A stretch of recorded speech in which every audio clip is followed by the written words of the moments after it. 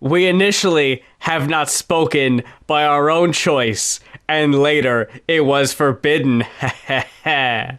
When we entered the world, we created the guidance, the guiding light to show us the way. But in the darkness, we seek a much different light. We live our collective lifestyles for who we are and what we believe in a search of the mystery of life in the hereafter. And the power is what we seek, and it is within all of us. And we have to unleash it. Ha ha ha ha. They will understand. Understanding is just a matter of time. The power lies within us, and it's up to us to find it. We are who we are, the unholy duo, and we will become what we will become. For those who believe, will follow. For those that don't, will merely exist.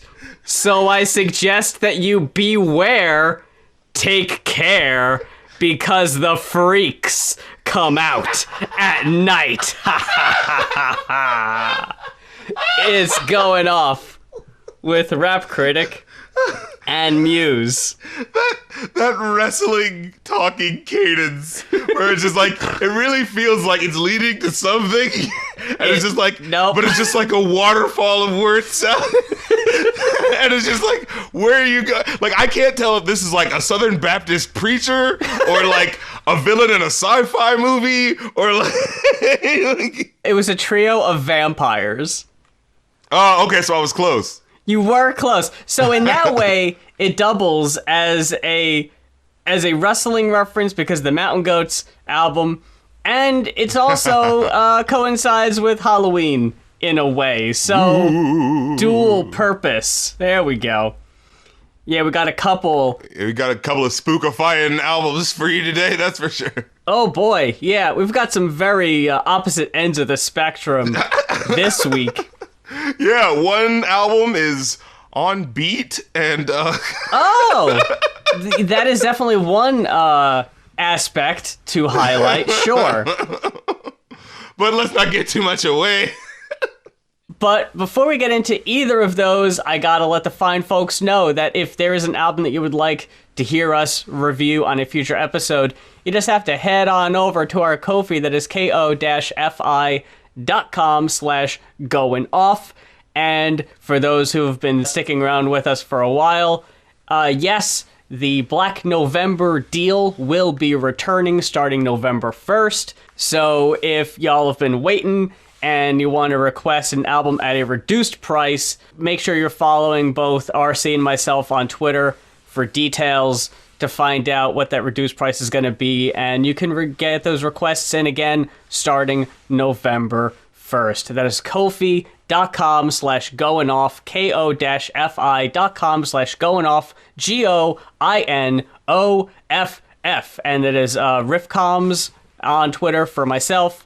And it's the Rap Critic, correct? Yeah, on Twitter. Oh, and don't forget, ko-fi.com/rapcritic for all the other Rap Critic related specific stuff that you would want to request all throughout Black November. So that's movie requests, specifically new rap album stuff, streams. I do live streams if you want to do like best of a favorite rapper, or just to stream an album, just because you want to like listen to it and, talk shit about live. You know what I'm saying? Some people want that too. As well as personal requests. You can get your indie requests in. I can do private notes, or you can get the request done on the Rap Critic main channel if you want your either a song with a music video reviewed or a album review like that. That one's a higher price, but it's going to be way reduced for this month. So I've actually got a request coming up soon that's going to be on my channel, so look out for that. And since we're getting all the plugs out of the way, I want to also throw out fanhouse.app/riffcoms. There we got our exclusive content, the Kids Bop listening reaction videos, and we also got the new podcast, the O&A Detox podcast with Neb and myself, that has been going strong, talking about doing what you want to do. It might not seem what someone might want to do, but We're mutating the format. I've got a lot of knowledge about a semi-obscure topic, and the podcast gives me an excuse to info dump about a couple of late 90s, early 2000s shock jocks, their effect on pop culture, how it kind of helped the rise of edgelord culture, and also talk about where we're at today and get to talk some white nationalism. So a lot of real fun stuff going on the O&A Detox podcast. It's sharing an RSS feed with Going Off right now. So if you want to listen to the episodes on Spotify, search the Going Off podcast and they'll be in that list of episodes. And if you want to watch it on YouTube, because sometimes we have visual elements, it is on the Riffcoms YouTube page. That is O&A Detox, spelled DE-TALKS, because we're detoxing the O&A virus, but we're also talking about it. Get it? It's a play on words there. So I don't forget, patreon.com/rapcritic if you want to join and see early movie episodes, plus join the Patreon Discord. And I'm going to be doing this thing where when the new episode comes out, a newer episode will be available on the Patreon before anyone else gets to see it. So we're going to be doing it like that, you know what I'm saying? So get with it, act like you want it. We mutate and we switching up the format is all I'm saying, so... Yeah. And if you are listening to Going Off on Spotify, please make sure to give us a 5-star rating. That helps us out a lot. I think we're at 4.5 right now. And I feel like it's only teetering on that, so just nudge us over. RC, which album do you want to start with today? Let's start with the wrestling album, because that's I'm feeling like, you know what I'm saying, getting on some getting on them underoos, you know what I'm saying, dropping some elbows on some fools right now. So let's get into it. We're gonna hit the audience, the off-goers, with some bionic elbows right about now. We're talking Mountain Goats Beat the Champ, requested by Lee Jones. Thank you very much. This will be our third Mountain Goats album, I think. I do believe, yeah. For a very prolific band, they have like 20 something by this point. But this is a more recent one. We're serious Weird Al back again. People have pointed out that there is a slight similarity in vocals, so... And so, like, it's just interesting to be like, if Weird Al did serious songs, they'd probably be just this, like, biting, writing-wise. Yeah, I can see that, like...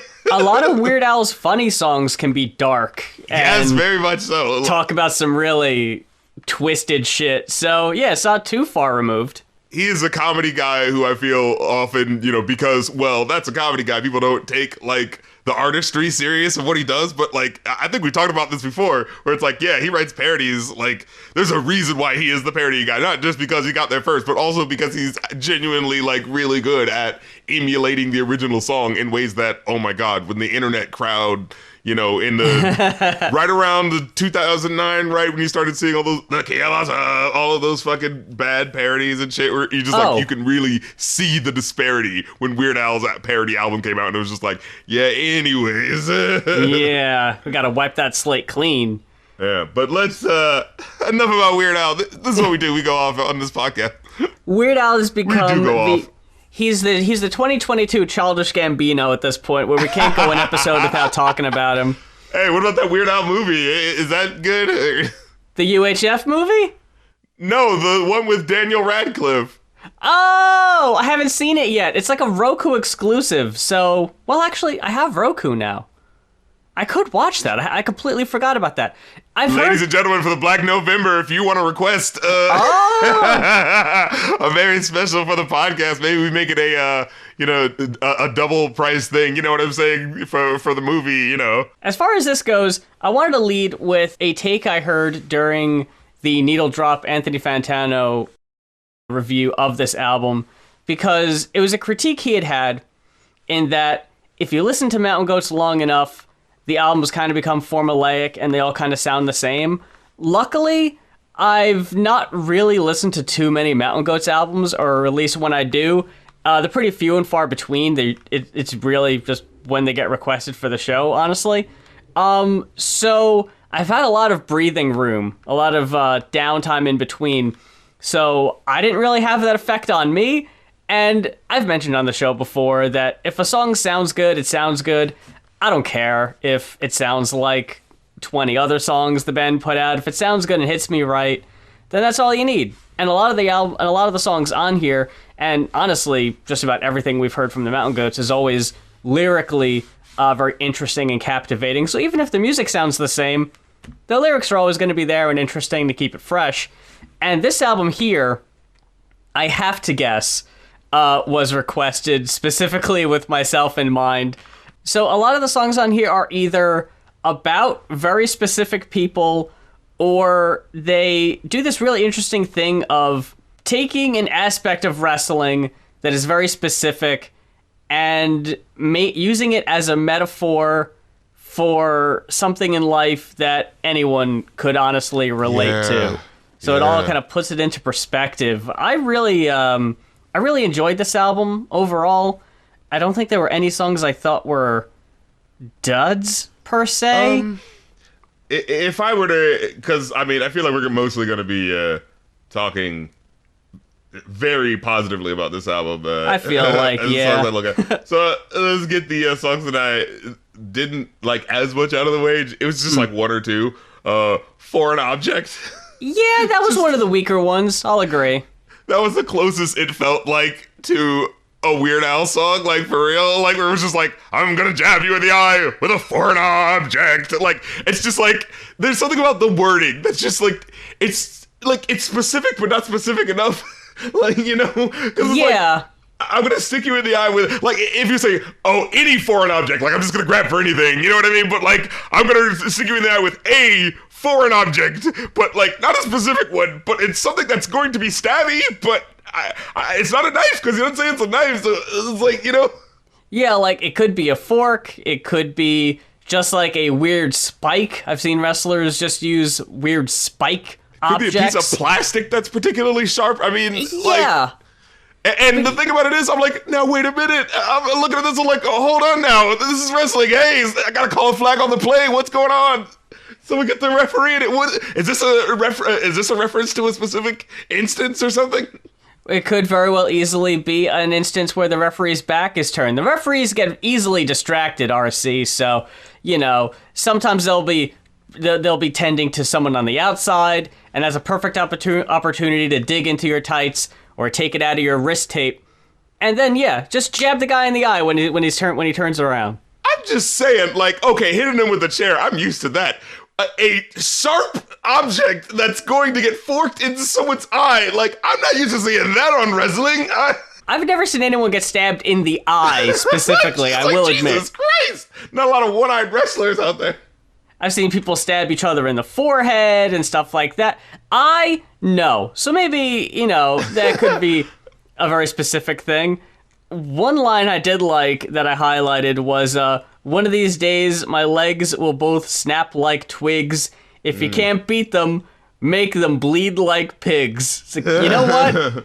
That's true. It's talking about something in wrestling, but you could apply it to everyday life. Like, sure, you're not going to snap one day and literally stab someone with a foreign object, but it does apply and relate to the real life moments of desperation where you're literally out of ideas. What can I possibly do to get past this? And sometimes, you do stoop to a level that you would never imagine yourself stooping to. Like a wrestler stabbing a guy in the eye with a foreign object. He didn't go into that match thinking he was going to have to do that, but it came down to that, and you can't argue with it if it gets results, you know? Ah, man. Just and it's the way he says it. I personally will stab you in the eye with a foreign object. It gets really personal at that point. It's like, oh shit, okay. It's just like, I will look you in the eye before I stab you in the eye. Do not fuck with me. You took this match. You knew what you were getting yourself into. I will blind you. And then it just keeps singing the foreign object. It's like, it's just making it more like it's one of those repeating this phrase makes it sound more silly, you know, like. Yeah, I agree. But you know, it's not like terrible, but it's just kind of like this feels a little less artistically meritful than the other ones. Yeah, I agree. And the other one that I kind of wasn't feeling as much was the Fire editorial. I knew you were gonna say that. Felt a little bit like a Billy Joel, takeoff. I mean, although I did like, there's little pockets of his delivery that he'll do that you still love no matter what, where he's just like, save yourselves, save this town, saved everything not nailed down. Yeah. Well, hair match, I kind of wasn't as really enthralled with. Yeah, because it was like other songs, I feel like he was able to really get me into the height of the reality of the moment. And with this one, I was kind of like, the first time I was like, I wasn't sure what was happening. And so I was like, oh my God, is someone like, pulling a fast one on one of the wrestlers or something? Is that what's happening? It's like, oh no, it's just like a planned thing where they like shave the head of the person who loses. And it's like, I mean, okay. Like, it's just like, it just kind of feels like, it's like, I mean, I guess are there a lot of wrestlers with shaved heads? I never thought about it. Like, I feel like I see a lot of long-haired dudes. Like, is this a particularly big thing in wrestling? A hair match? It is a big thing in the means that it doesn't happen a lot. So when it does happen, it's extremely special. What is it? And what does it mean? Like, the person who loses gets their head shaved, and usually, I mean, the whole point of it is that it's extremely humiliating. And typically, the person who loses in this particular match is held down to a chair and they say they bought the cheap clippers from the thrift store. Because when you see someone lose a hair match, immediately after the match, someone has taken out a fucking pair of clippers or scissors or whatever and goes to fucking town. And they're not neat and considerate about it. So they're cutting up their scalp with the clippers. There's usually blood. It gets in the hair. It gets all over the face. It looks like shit. And yeah, usually when someone loses a hair match, they're so embarrassed, they leave for a while and they have to come back when the hair is grown out. It's a really big storytelling device, and I feel like we've talked about the albums where if you know a lot about the band, it helps because the songs are kind of more personal that way. I do think if you know more about wrestling, I think this album would hit harder than if you're not as knowledgeable as some of the specifics. Like, especially, I definitely could feel that. Especially the songs that are about specific people. Like, if you see the name of the song and you know immediately what the song is going to be about without even hearing the lyrics, then you go into it with a different mindset. Like, I imagine our experiences with Stabbed to Death Outside San Juan were considerably different, because immediately when I saw that, I went, oh, that's about Bruiser Brody. Because that was a dude that was seriously stabbed to death in a fucking shower after a wrestling event. The song Unmasked, like, that was about, like, one of the luchadors getting their mask ripped off. Like, that I was able to viscerally connect it with, because it's like, oh, a man who kind of prides himself on not being seen, it's like, and then it's like, oh, now everyone knows who I am. Anyone who is affiliated with me, like, there's no mystique anymore. I'm just a guy, like, I get that. And so, like, that's what I was trying to find with the hair match song, where I was trying to be like, what is the, because it didn't seem like it seemed like there was disinterest in the crowd. So that's what I was trying to be like, what's going on? You know what I mean? Like, I think it is kind of redundant to have Unmasked and hair match, especially so close to each other. The spirit of both songs is kind of the same. With Unmasked, you're talking about a luchador who, again, loses a big match. It's usually a mask for mask match. And if you lose, a big part of luchador wrestling is the hidden identity. So typically, when you take your mask off, you're retiring. Like, you don't wrestle without the mask going forward. The whole point was that they didn't see your face. So it's an extremely emotional thing, because everyone knows, wow, this is it. I loved this wrestler, and now he's retiring, and I finally see who it is. Wow. But it also doubles as someone living a lie or living a truth that they can't let people know. Absolutely. And finally having the freedom of being able to, come out in a specific way and let folks see themselves for who they really are, which I love. Because there's one lyric in particular where he says, it's like, the crowd's half gone, just a few hangers on.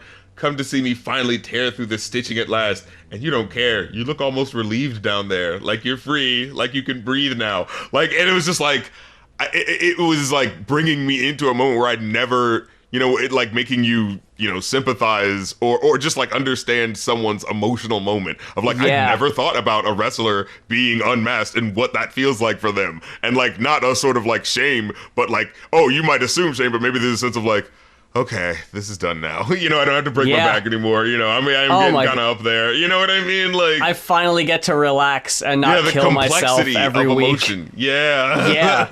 I finally get to retire. And there's another song on here about a wrestler retiring, but we'll get there. Starting out with Southwestern Territory. Yeah. I thought this was a really strong cut. I love strong intro. Very slow, thoughtful pace of the song too. And I don't have the best ear for identifying specific instruments sometimes, but it says on Genius, woodwind instrument. They couldn't be more specific. They just said it was a woodwind instrument on Southwestern Territory and for an object. I'm gonna guess it's a clarinet, but I'm not sure. I can't remember now. Vaguely, I remember clarinet. I feel like I remember vaguely clarinet if I'm thinking about it. I think it was. And I love John Darnell's voice where... That's why, because I was thinking of klezmer music at one point, and I remember thinking like, that's interesting. Like, yeah, and, that used a lot of clarinet, yeah. Darnell's voice is... I'm sure I said this in the last couple Mountain Goats albums, but he has such a voice that even if it's a super sad... kind of introspective song, he just brings a different energy to it. Like, I can't help but be hopeful listening to them, even if they're super depressing. And there's a strength to his voice. Like, it's not like booming. It's not like, you know what I'm saying? Like, there's not a frailty to it, but just a meekness to it that still has a strength to it. It's very fascinating listening to him sing and just having these pockets of moments where something will just like hit a little harder in his delivery, and it's just like, ooh, Yeah, I like his vulnerability, and it makes it to where songs where he's more aggressive, and it makes those songs stand out that much more. Like, they're more emotionally impressing on you. Like, yeah, like on Legend of Chavo Guerrero, where he's now just a wrestling fan, a mark for Chavo Guerrero. And I love that lyrically he's talking about basically how he doesn't have anything in his life going for him. And he's putting all of his faith in Chavo Guerrero. Like, you've gotta win, man. I need this. I need my guy to win. And it's so catchy, too. I love that one. It's so, like, the height. It's so, like, that over-the-top hyperbolic, like, that is the arena of fighting, right? Like, that, like, I give up everything, like, I'm betting on the last hope that you'll be able to, I'm betting on my last dollar, that he'll be able to make it through, like, I'm down on my luck, Where he says, I wish death on his opponents. That is such a little kid wrestling thing. Right? I'm just like, don't fuck with my guy. Leave him alone. I would pray nightly for their death. I don't want to put him on blast here, but a good friend of mine, Dylan, who is on our Riff Break series, he told me a story that there was a wrestler who got a beat down and this dude put the boots to him real bad. And he legitimately had a serious kidney injury from the attack, and he said he went to church and he prayed for him, and I was like, that's some wrestling shit, man. That's my favorite wrestler got injured, I'm gonna go to church, I'm gonna fucking pray for him. Like, god damn, man, that kind of dedication, I love that. Isn't that unmasked song where it's like they're kind of describing the actions, and then there's one line where it's just like, I loved you before I knew what love was, or something like that. That's just like so cuts it to this like awkwardly feeling different thing, but then it like resonates with you as a line as you think about it more, when it's like, yeah, when you feel that way that you just described, your friend going through, for this wrestler, like, what is that? You know what I mean? Like, that is like, you've got a piece of my heart, man. Like, I believe in you, It gives you a chance to get really super connected to someone who, again, it's totally parasocial. Like, they don't know who the hell you are, but there you are in church, like thinking about this wrestler and hoping he gets better. Like, there's something really pure about that. Because they mean something to you, you know what I'm saying? Because they connected with you, Animal Mask is a dope song, too. It's a very sweet song the song is so sweet, man. Again, about such a little thing that when you put 18 wrestlers in a ring like that, it's a battle royal match they're describing here. They just all start going completely ape on each other. You would almost think that they had gotten together and choreographed it ahead of time. It just goes so swimmingly that you can't believe. It's like, wow, to think that this is actually being improvised right there. Who could imagine? Who could imagine? But in the battle royal, you go over the top rope. If you get thrown over, you're out, and eventually only one will remain. And in the space of this heated battle, a lot of alliances are formed in the heat of the moment. You make friends with people you would have never seen before to help you overcome obstacles and demons in your path. So this is about a battle royal, and it's also about the labor and the delivery room. It's called Animal Mask. And yeah, there are, again, certain points in life double meaning where you find yourself just asking for help from people you've never known, and just finding the moment of like, yeah, like the real human kindness of just like, yeah, sure, I can see you're in need. I will help you through this. And there's plenty of times in battle royals where you see like heels and faces, bad guys and good guys, all of a sudden double teaming on a really big guy to get him out of the match because he's like the favorite to win.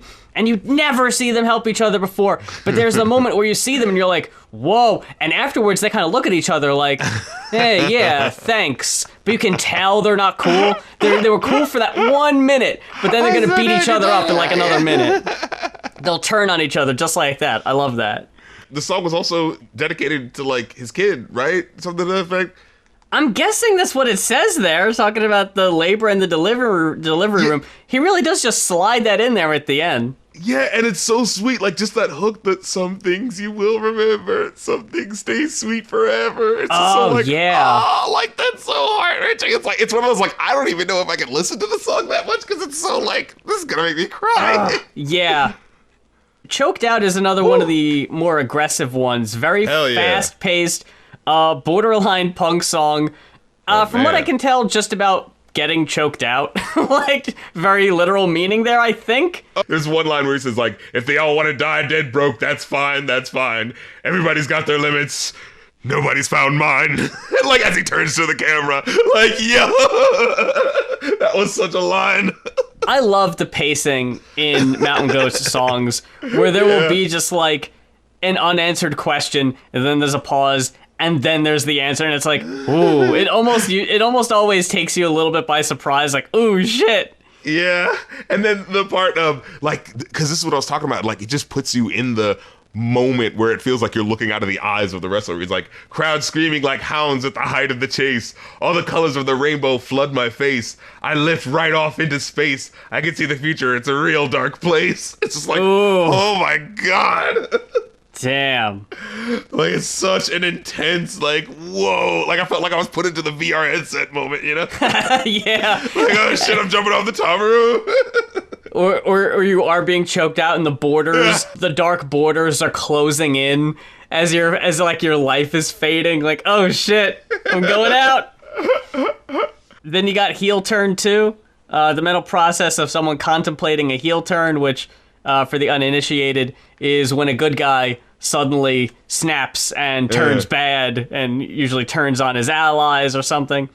But he's also worried about how the fans are going to react. Like, specifically the lyrics, I don't want to die in here. Because that is something, like, wrestling has changed to such a degree that there was a time in wrestling where the audience would buy into shit so hard that a guy would turn heel and the crowd would try to fucking kill him. Like, you fucking betrayed my trust. What is this?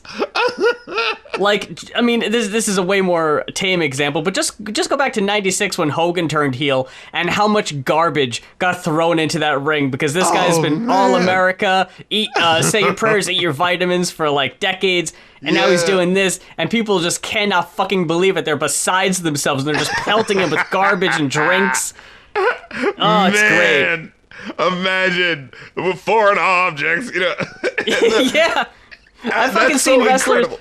I've seen wrestlers get hit in the head with full fucking beer cups, and the beer just splatters everywhere, and it's like, Fuck yeah! And then, just so that immediate understanding of the double meaning, like, I don't want to die in here, like, I don't want to, like, literally get killed, but also, like, I don't want to fuck this up, like, yeah. Yeah. Oh, man, and the way his voice quivers at certain points is just so cool. Like, when he says, like, drift down into the new dog light without any reservations. You found my breaking point.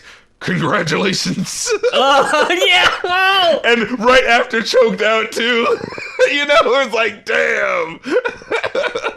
You found my breaking point. Congratulations is you're about to get your fucking ass beat. Like, oh no. Here it comes. Then, I actually really liked Fire Editorial. I really liked the more jazzy coffee shop style instrumental to this one. There was something about how, like, the last song ended where it just kind of, like, had that piano bit go on for a little too long. You know what I'm talking about? It was like a full minute. Ya. And then, so for this song to come in, it just kind of felt like, oh, are we still here? Yeah. There's something about it that just hit me awkwardly, yeah. It's the less kind of instrumental style you'd imagine about fucking hardcore deathmatch wrestling. Right. The song is about the Sheik, who would throw fireballs in his opponent's faces. And to quote I gotta watch these old wrestling matches, man. Dude, shit got... Yeah. Fireballs? What the fuck is this? To quote the Genius description, there was a guy in the upper Midwest named Ed Farhat. But nobody who watched him work knew that was his real name because he never dropped character in public, not once. He played a guy from Lebanon. His mom was, in fact, from Lebanon. He was from Detroit. His character was called the Sheik, and his gimmick was that he didn't care if his opponents died, disfigured, or burned beyond recognition. Oh, God. So long as he walked out and they got carried out. When I was a child, it was terrifying to read about this guy. He didn't want to win. He just wanted to murder his opponents. And the wrestling magazines would write editorials. Someone has to stop the Sheik. Someone's got to stop him. He's going to blind somebody. He's going to blind them. We got to pass a law against this guy. Dude, I saw my fucking favorite wrestler get fucking fire thrown in his fucking face. This guy's got to stop. He's got to kill someone. He's a menace to the ring. And I will say that, it is a little redundant to have that song and then Werewolf Gimmick.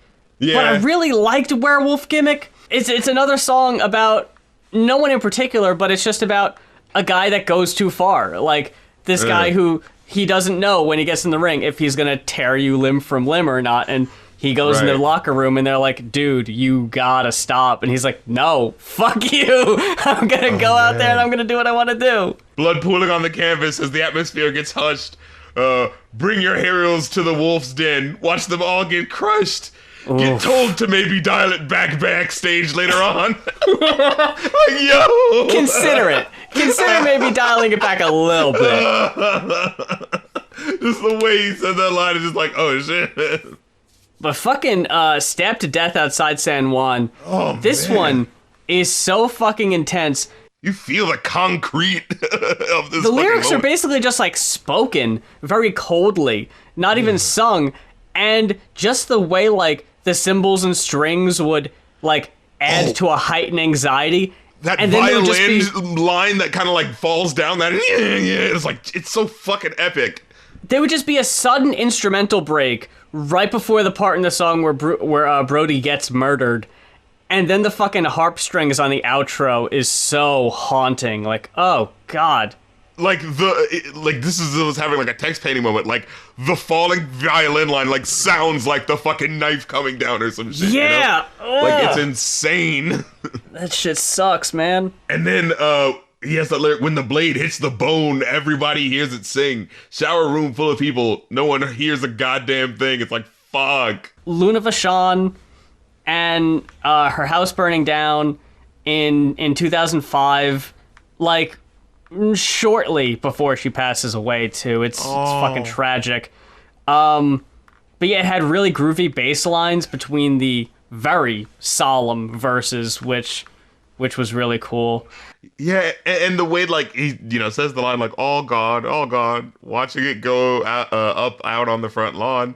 Stay on my feet somehow. I'm strong now. Stuck there. No air. Like, just the really putting you in that moment of like, oh man, like all of that stuff that meant something to you. Just like being, pointlessly destroyed. And then like at the end where it's just like, stay free, invisible armies march by night for me. And it's like, and then I clicked on the lyric and it was like, oh yeah, a whole bunch of people when they heard about the fire sent them their rebellion and stuff. And I was like, oh man, that's so, like so kind, And then the way the music really swells at the tail end. Oh, it's a great track.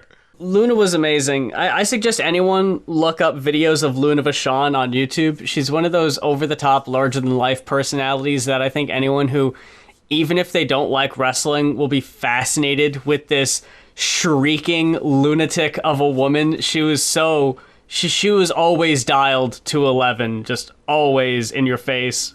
The only other one we didn't talk about was the Ballad of Bull Ramos. Yeah, and another really good one. John's David Byrne delivery on this song sounded straight up like Talking Heads. I was not expecting it. Yeah. But yeah, I love that one too. Man, it's like it's amazing that this came out before Vice's Dark Side of the Ring series, because this basically is like a soundtrack companion to that series.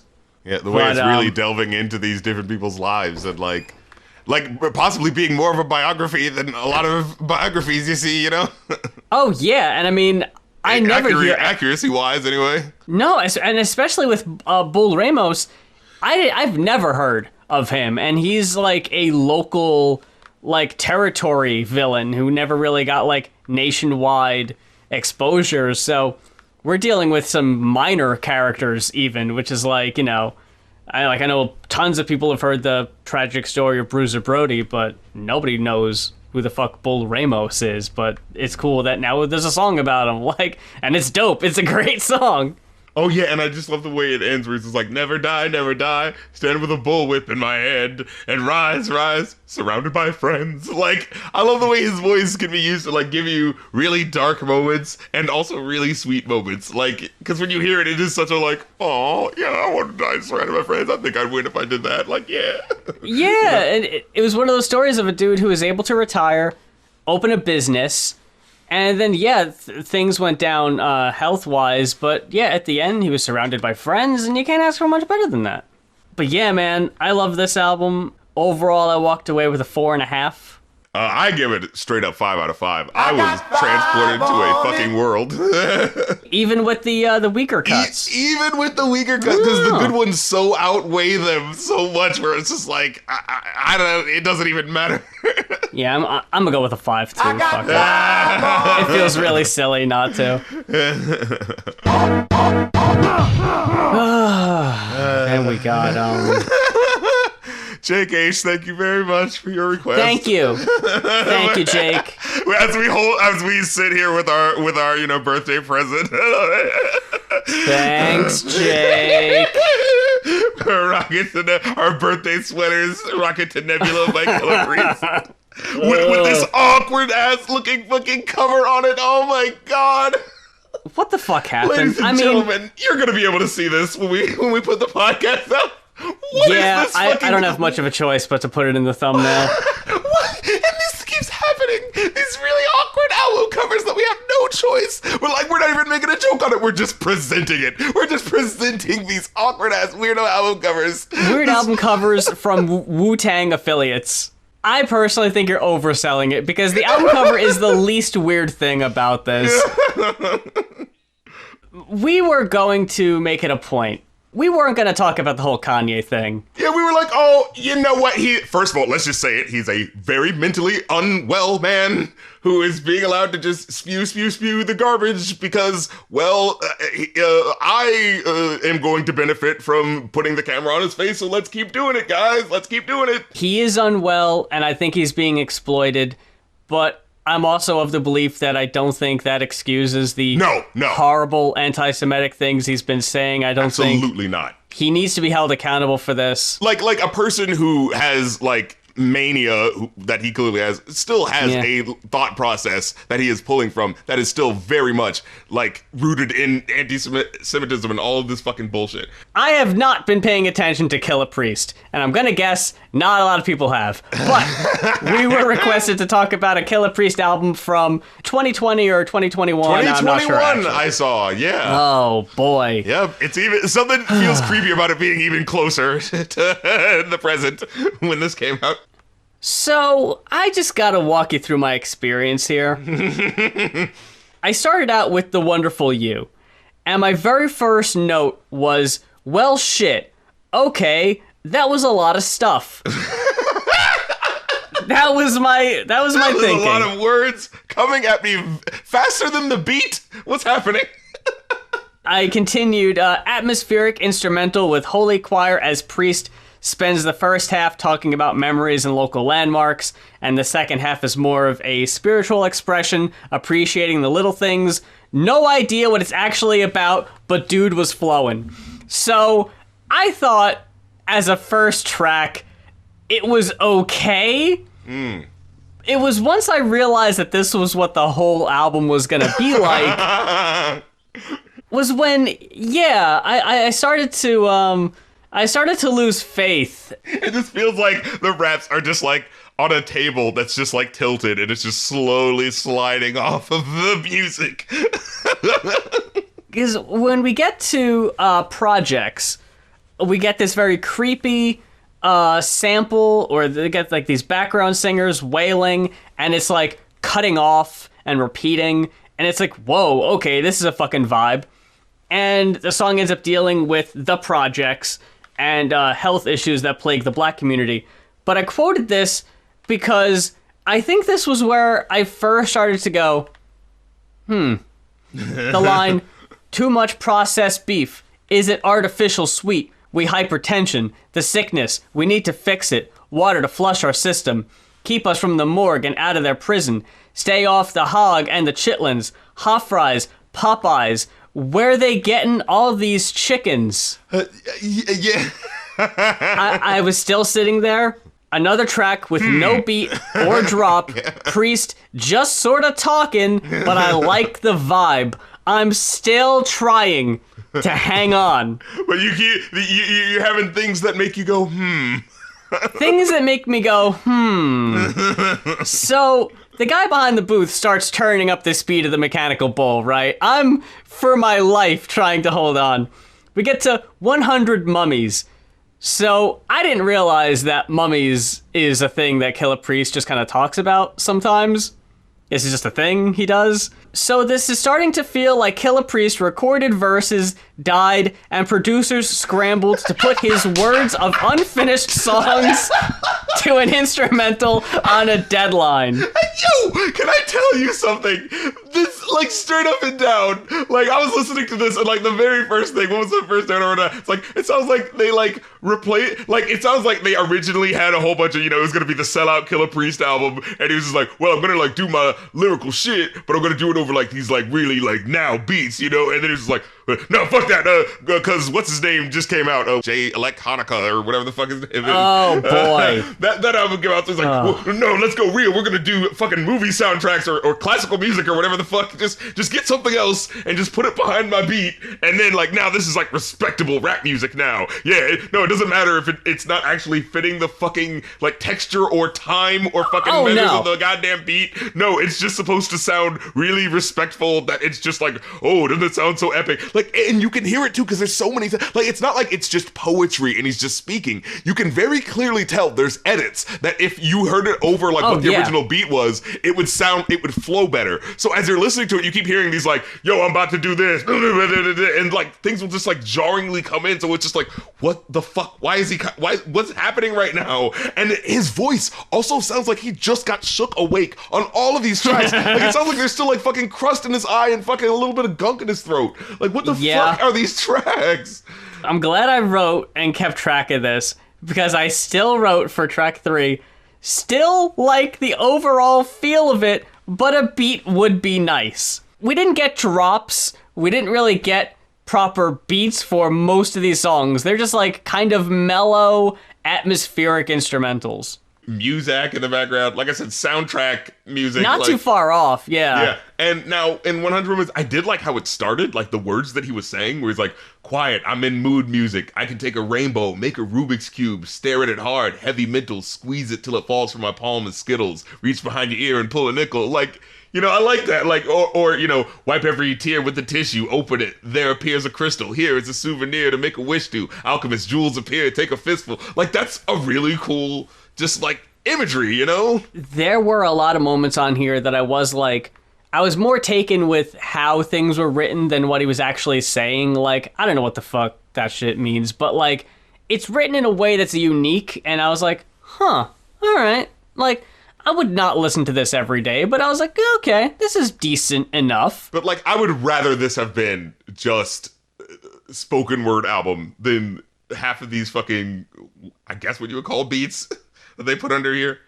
Well, I wasn't a fan of the nursery rhyme bars on 100 Mummies. That shit came off cheesy as hell. Okay, and that's the problem, because it's like, he'll say all these like really like, oh wow, that's really cool imagery, and then he'll say something really silly, and it'll be like right when an unexpected like beat change will happen, so you're especially paying attention to it. So it's just like, what the fuck was that? Like, yeah, Mermaid was a track where I was like, okay, the flowlessness of this actually, I feel like actually kind of worked to the effect of what this was. Like, I did like Mermaids. Yeah, like, because everything else, for me, the very first track, first of all, when I look at the track listing, the first two tracks aren't there, the Rocket to Nebula and Stare Directly into the Sun. I don't know according to what's up with that. Genius, yeah, the first two aren't on the Spotify release. I don't know where they are. Maybe they're like on a physical release that wasn't on Spotify or something. Yeah, but it's weird that they would be the first two. Normally it'd be at the end, but I guess it's like, oh, see how the adventure starts. Go to Killah Priest, believes in weird lizardpeople.com. Hey, we'll get to that in a sec. But yeah, like the very first track, like to me was just like, oh no. It was like an immediate like, like, uh-oh, what have we got? Because, like, I've told you about how I feel about, you know, rappers from the Wu-Tang Clan that I, you know, hold in less esteem, like Capadonna, you know what I'm saying? Mostly just Capadonna, because you hear him and he sounds like the beat is like a horse and he just cannot stay on the right place for the life of him.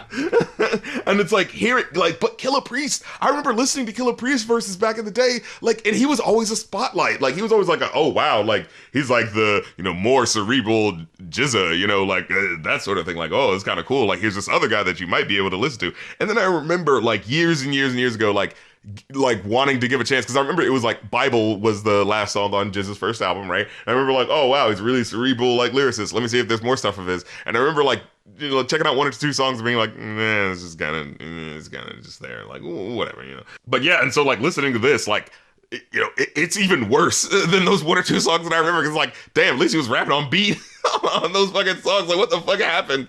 Well, when there's no beat to rap to, what are you going off of? It's just stream of consciousness. It's what most of these songs do end up feeling like, as a stream of consciousness. And that wouldn't be a problem if it actually, if you could tell that he was actually listening to this and like actually flowing along to a lot of the way a lot of them sounded. Yeah. But there's so many of them where they obviously don't. Now with Mermaids, I think it actually works, like, it's mainly because of just how weird and formless the beat actually sounds. And so it kind of works in conjunction, I feel, you know? Oh yeah, like especially on this one, it's Welcome to the Machine by Pink Floyd backwards. Yeah. It's like, whoa, okay. So we're talking about astronauts in space, because again, space is another big concept and aspect of the album lyrically. The shit was really out there, so I dug that. Yeah, the imagery is cool, right? Like, yeah, he's really good at painting a picture, sometimes a little too much, like I'll explain here and again with magnificent interviews. The first of 2 7-minute songs, and my goodness. God. Jesus Christ. And like half of it is like a fucking skit from a movie. Like, yeah, he samples K-Pax, this Kevin Spacey movie. And it's like I get it. Oh, it's an interesting idea. Being visited by a space. Yeah, that's the point of using a sample. You use it to set the tone for like maybe up to 30 seconds, and then you get to the song. Like, holy shit. It opens with 2 minutes of K-Pax. Then the song starts. You might as well just give me a link to the fucking movie at that point. Yeah, Then the song just kind of ends, the lyrics end, and there's 2 minutes left in the song, and the K-Pax sample starts up again. It's like, you're kidding me. Another 2 minutes of K-Pax? I bailed. Like, I was like, no. Get it. I wrote down the quote, two parts I quoted, and I don't know how to feel about either one. Well, my name is Lucifer. I'm 5'8". I love to snowboard. I love quiet nights and going on dates, cafes, and going to local stores. He said, I also wrote books. The origins of, God, I cannot pronounce this, Rosicrucianism? Yeah. Magic rituals, origins of God, advanced metaphysics, the life of Killah Priest, and why he left the music industry, and why he left the music business, brief history on time travel, theology of Star Wars, tarot cards, music stars, and my inner peace, and how I found happiness as the Dark Lord. Ladies and gentlemen, whoa. What type of fucking weird-ass Midnight in the Garden of Good and Evil shit is this? So, I have a potential theory here in a sec, but I'll get to it. Because then at the end, there's another, like, dialogue he quotes where he says, startled, I looked around as she sat down the dishes.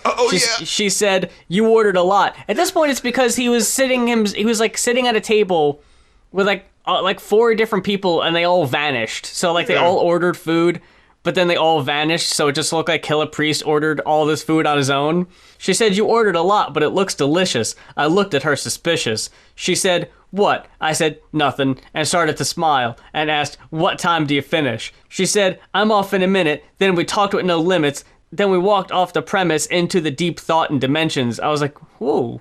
It's interesting that she just sat on all this fucking food at your table, and you just asked, hey, what time do you finish? And immediately she was like, oh, I'm instantly interested in you, Mr. Order a fucking ton of food that I guess you're just not gonna eat. And then they just walk off into the ether, and then they turn into salt and quartz or something? Like, what the fuck is happening in this fucking...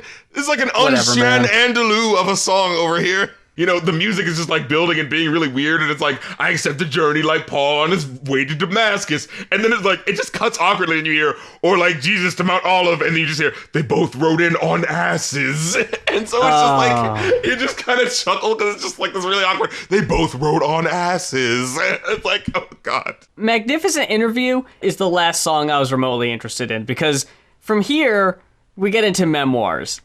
And it has this line. Backstabbers get OJs. Wow, that goes both ways. The 70s group or the Nicole way. Best song, Yellow by Coldplay. Oh, man. What the fuck is happening now? Can I tell you something? I specifically noted this in red. I was like, wait. What?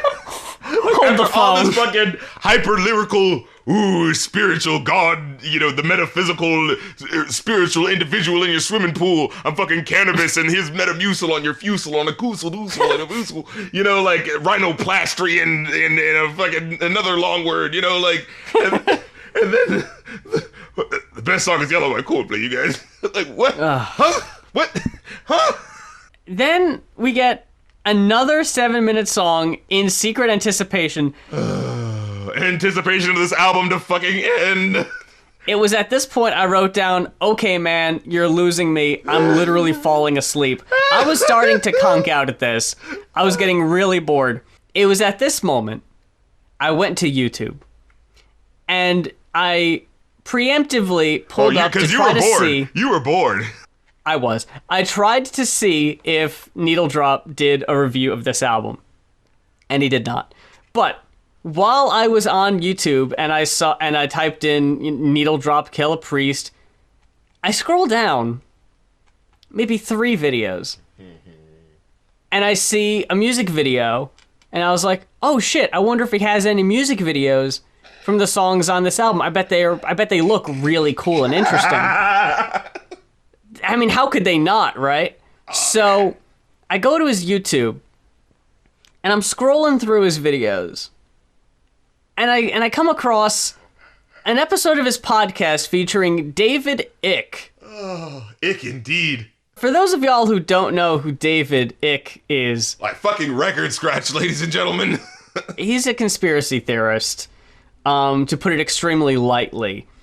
I described him as a older not nearly as excitable Alex Jones, in that they both preach this narrative. Alex Jones likes to call globalists what David Icke would refer to just in general as the New World Order. He said to Killah Priest, picture a spider in the middle of this giant web, and everything is stuck, and this spider has everything in its control. And he continues to do this cute little old white man dance around just straight up saying the most horrifyingly anti-Semitic, straight to the point shit. That's literally a anti-Semitic, like, fucking meme, right? Am I not tripping on that? That was a fucking spiderweb fucking meme from back in the early, newspaper meme days, I'm unsure about that, but I just know that New World Order is a dog whistle for Jewish people controlling everything. And I'm going on and I'm listening to him talk about how, all these narratives and this agenda were being pushed, like how climate change is not real, and all these things. Of it. And his speaking points are specifically just echoes, like Alex Jones, from the Protocols of the Elders of Zion, which is kind of what I thought of when I was listening to a Magnificent Interview, because the plot, if you want to call it a plot, because Protocols was ripped off another book that was basically the devil describing the ways he would conquer and ultimately destroy the world. And it was then rewritten, and instead of the devil saying it, they wrote it in a way that was like, these are elder Zionists describing how they're going to control and destroy the world. Oh, so not only the racist, it's just lazy copying, right? Oh, that's great. It's just plagiarized anti-Semitism. And fantastic. He's just talking all these talking points, and there's Killah Priest just sitting there going, wow, man, that I've never heard it put so beautifully. Like, you're laying it all out. Like, he doesn't like, he's not a fucking Nation of Islam, didn't already fucking believe this shit. You know what I mean? Oh, like, yeah. I mean, I don't know. I know. The thing that raised the red flags immediately, because dude's speaking some spiritual stuff on this album, and I wasn't sure what his deal was spiritually, and apparently he's just kind of like in the same group as Ye. Black Israelite, Hotep, and I want to make it clear, like, there are, like, Jewish people of all colors who are, I mean, good and bad, right? Like, because of all people are, good or bad or whatever. But, like, just as there is, like, these Black Israelite, like, assholes who do not represent all, like, Black Jewish people, like, you do have to deal with, like, I mean, what was that fucking, there was one movie that Sacha Baron Cohen did, and it was like a scene where it was like kind of like showed like, and it was something I didn't think about. I was like, oh yeah, well, I guess there are like Jewish, like homophobic people and things like that. And it's like, of course, it's like, right, because it's like just because you're a minority don't mean you can't be hateful too, And that's the whole thing that like surprises me so much when I think about like how I grew up, right, where it's just like, no, I thought the idea is that like we get along with like Jewish people because they were oppressed too, right? What the fuck is going on? Like, because and this is the thing that was it him? It was somebody. Some guy out there, some Hotep out there, point, guy is that like, the Jewish people had they actually benefited from slavery. Did you know that there were some Jewish people during the 1800s and what have you that benefited from slavery? So wow, they're asking us to feel sympathetic for them during the Holocaust. Did you know that?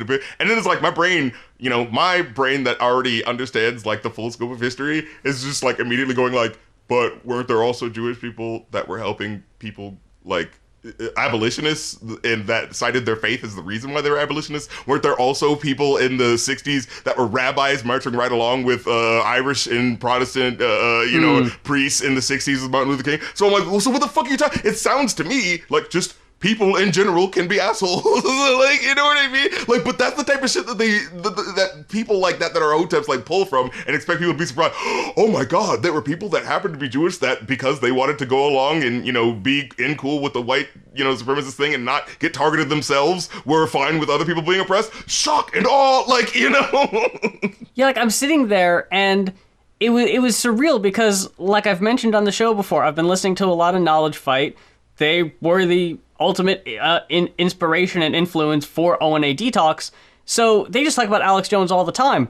So to hear David Icke talking about, the New World Order, talking about how George Soros is funding all of these social movements and everything, and just absolutely no pushback or challenge from Killah Priest, just nodding and agreeing, and then casually throwing it over to read some super chats. I was like, what the fuck, man? And I really hate to say this. I hate to say this. Mm-hmm. I didn't finish this album. Can I tell you something? I contemplated it. I legitimately... I listened to Memoirs, I listened to Secret Anticipation, I listened to Andromeda, Grandmother's Land, Heavier Metal, Greater Than Part 2, and I bailed. It was like, there's like 7 more songs. Can I tell you something? No, this was not worth. This is the first... I didn't miss anything cool. Not only did you not miss anything, I am like envious of you.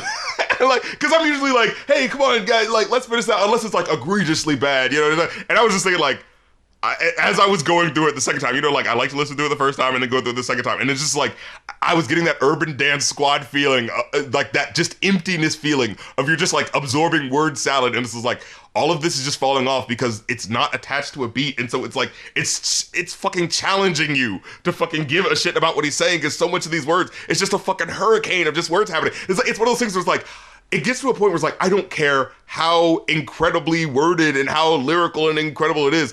If I'm hearing this beat up against what you're saying and it's just not gelling, like, I don't fucking care, I mean, and it got specifically to Grandmother's Land. Oh, man. He's doing this stereotypical 1950s black and white Native American like inflection voice, smoking on the peace pipe, and I was just like, okay, what the fuck is this, man? I just needed to get away from that. At least this is like a story, you know what I mean? If you can get past the red face accent, I don't even know how. Without straight up doing it myself, which I don't want to do. Right. I don't know how else to describe it. You just gotta picture every depiction of a Native American in a movie or a sitcom from the 1960s. He's doing the stilted way that they don't actually talk, But then we got to Greater Than Part 2. Oh, man. I gotta quote this, because this is where I bailed. The world is foul and backwards. As a child, I mastered. At 12, I put Dr. Seuss in jail for malpractice. Bars. Savage madness. The Grinch stole Christmas. I stole the Grinch life. Bars. Then shot Frosty in the head till he started shitting out ice. Bars. Thanksgiving, I cooked Mother Goose. Bars. Then shot Humpty Dumpty off the wall. That's what I call egg drop soup. Dude, get the fuck all the way out of here. And I feel like I owe Jake an apology because I honestly couldn't. It was a mixture of this shit is just fucking terrible and I can't deal with it anymore, and the mix of what I just witnessed and what the confluence of just, it hit like a tidal wave. Just what is happening to me right now. And it was just my morbid curiosity of how long I made it into that David Icke video, just watching it, hoping it would somehow get better and Killah Priest would eventually start to push back, and he never fucking did. Oh, no. And it was just like, I can't handle this anymore. I can't put myself through it anymore. It's just, I can't. She's giving her all she's got, Captain. Did you actually finish it? I actually did. Now we're even for Lil B. Lil B, yeah. We're even for Lil B. Oh my god! Wait, I gotta go back to what are. Was there anything of note that I didn't touch on? Oh my god! And it's like, and again, like you're thinking, like, serious rapper. We're talking like shit. We're going into like real world. Like what's going on? Like long walks through the ballpark. Birds chirp, dogs bark. It's getting cloudy. Let's get home before dark. The storm starts. They're closing all the mall shops. Quick, let me run inside this Walmart and buy a Hallmark. It makes warm hearts like love songs and soft rock. Off top, the group Bread, 1970s. Make it with you. Celebs, Playboy, nudes, naked in pools. Then the electric boogaloo and the infectious Rubik's Cube. What are you talking about? And then the fucking Eddie Jefferson's Moody Mood. There I go, there I go, there I go. Pretty bad. What is happening in this song?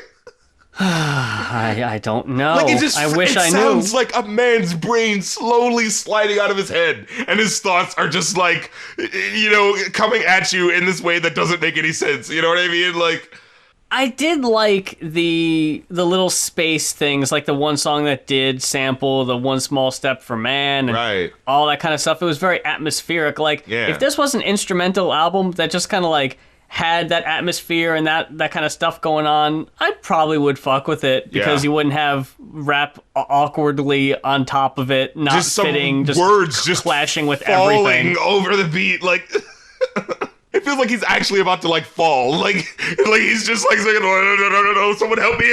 And like you hear like a crash as he like falls out the window.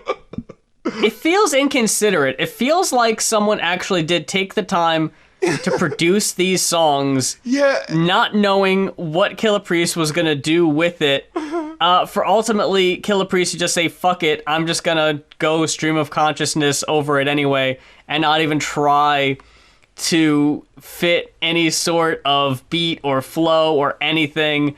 I just need something under this, or else it's gonna be really boring. But this is what's weird. There will be times where he will flow over a beat, and it'll be like, oh, so you can hear these. What's happening there? Like, because there's at the beginning, you actually do have headphones on in the booth. You're not just winging it. Yeah, and in Secret Anticipation, this part where he goes like, "We deboard, we see forests, we see deep waters beneath the orbit." Like, that was kind of like flowing over the beat. Yeah. And I was like, oh, okay, so you can hear this. Like, and like I said, there's like so much cool imagery, like on some of these parts where he says like all of this, and then the air ruffled, but the sound had a muffled pitch. Then the craft on the lower and the upper switched, and then their people were controlling it all by doing a subtle twist. I mean, the brother was quick. It hovered, then blip, blip, blip. I said, wait, are we going backwards or forwards, eastern or western? Are we taking a northern or southern trip? He said, in this place it doesn't exist. Now zoom into the light on that mothership. Now zoom back as you're puffing a spliff, getting a buzz from one hit, frozen stiff with a blunt on your lip and drugs in the dish. You at a reggae club with a chick rubbing her hips. You got some nugs in that piff. I submit at the summit above the cliff, at which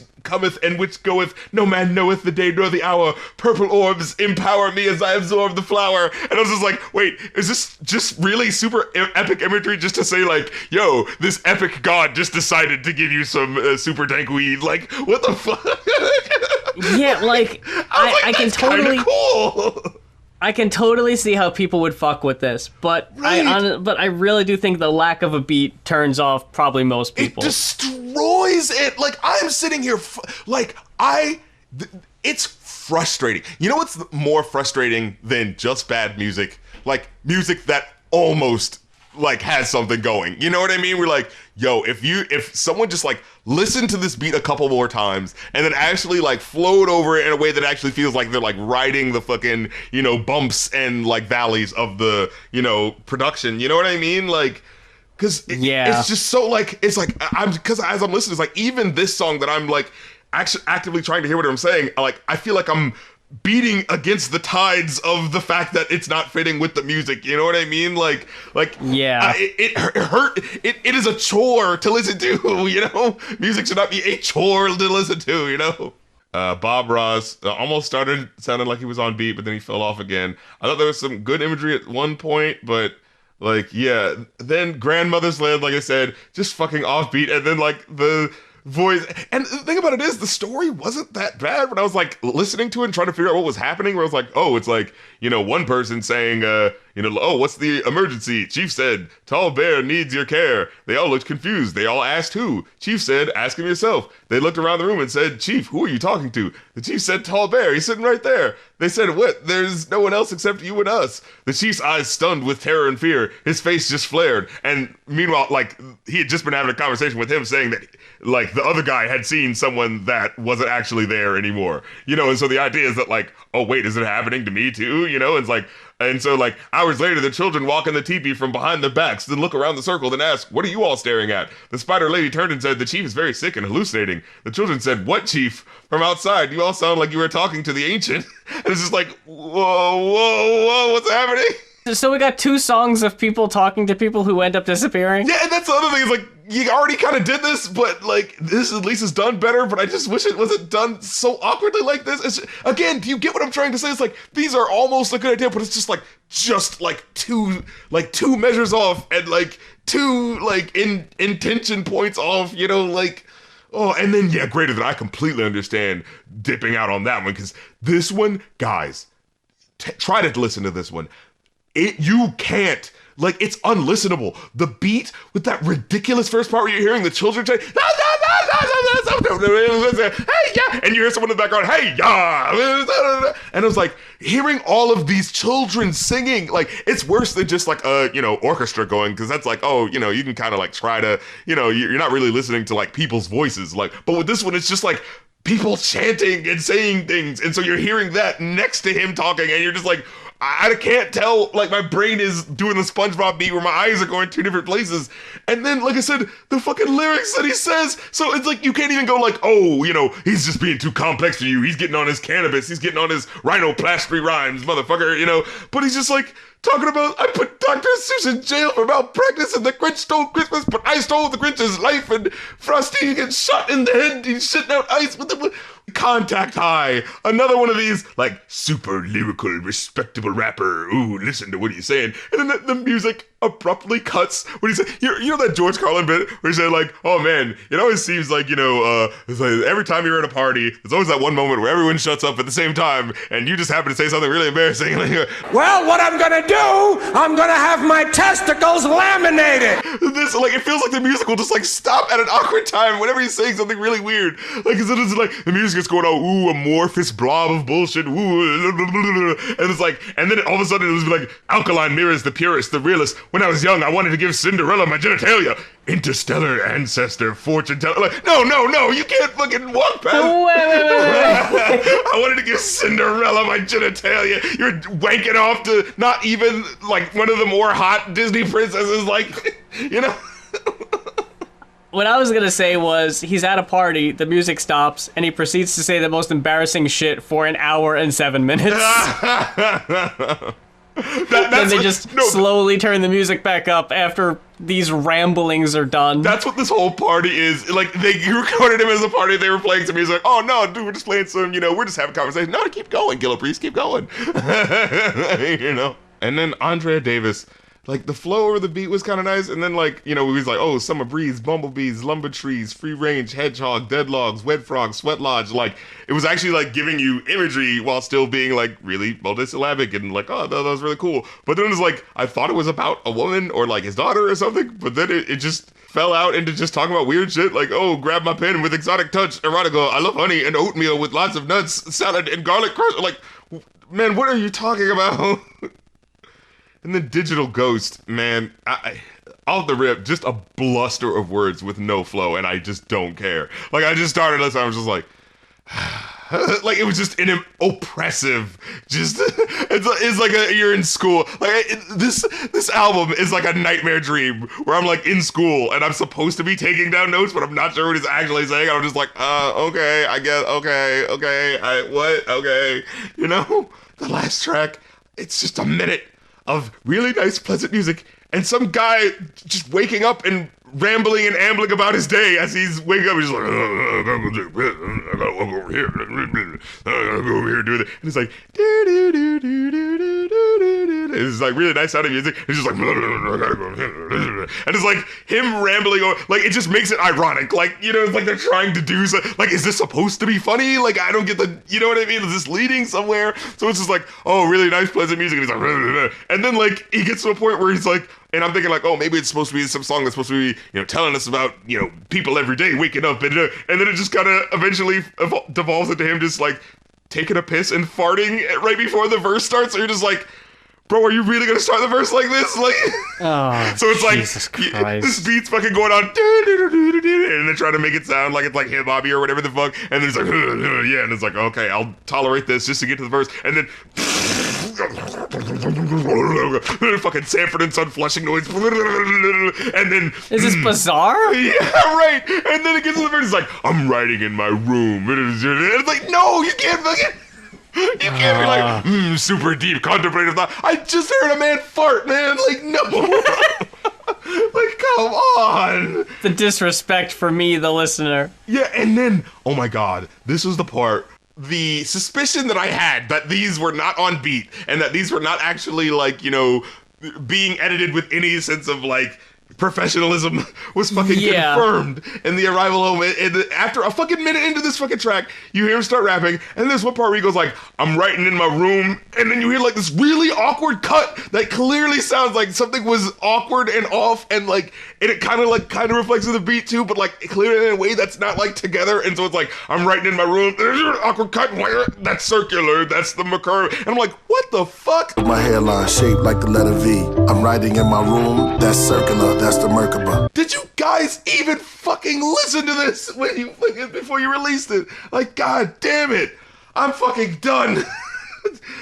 Oh, I gave it a 2. It's 2 at best. Because it's like, the music is so really good. And it's like, this is a cock tease of an album of like interesting ideas that are just like right out of the way of sounding good. So it's just like, it's frustrating and it becomes just like not worth going into. But like, I want to acknowledge that some work is clearly being done in production, but it's just like, but more clearly had to be done, because come on, guys. Like, come on. I don't feel like I can give a numerical rating. I'm going to give it a fucking Fantano not good because I didn't finish it. It was going places, I won't lie. Like, the ratings I was giving the first few songs were pretty high, but then it all just kind of fell off and, you know. But yeah, sorry, Jake. We still ended up talking about it for a good while. Like, you know, you still got a pretty decent review for your money. We looked at each other, did our fucking what's a good wrestling move? Double suplex from the top rope. You fucking crouched down, got Killah Priest to sit on top of your shoulders. I went up to the top rope and clotheslined his ass down to the mat. We could not let this go. We fucking gave him a 3D through a fucking table. We ripped off Killah Priest's mask and then shaved his head. But you know he wasn't wearing a mask because he's got dudes on his fucking podcast talking about COVID denial, so... You know, we stipulated that there would be no cameras filming, but of course there will be several in the building. Ah! Well, folks, thank you so much for spending your time and hanging out with us this week. That was a lot of fun, despite the subject matter there. We already gave everything at the top, but as a little reminder, if you're still listening and you want to request an album for a future episode, head on over to our Ko-fi, that is ko-fi.com/goinoff, GOINOFF, and we will be running the Black November deals starting November 1st, so keep an eye out for that. Make sure to follow us on Twitter, Patreon, our individual Ko-fis, my fan house. Instagram, you know, I be on there. If you're listening to us on Spotify, make sure to give us a 5-star rating. We greatly appreciate that. And we will be back next time. But until then, for Going Off, I'm Muse. I'm Rap Critic, and in the end it means I blah blah blah blah blah blah blah. The end. Rocket. Rocket, I didn't mean to do it. It lovely in my head. I tried to be a charmer, but I got hopeless instead. The world is very sexy. It's part of my collapse. It's part of my collapse. It's part of my collapse. You know what's funny? It's a nonsense song by Gorillaz, but boy, does it feel apt every day when you look in the news. You know what I gotta say to that? What? Maintain. Maintain.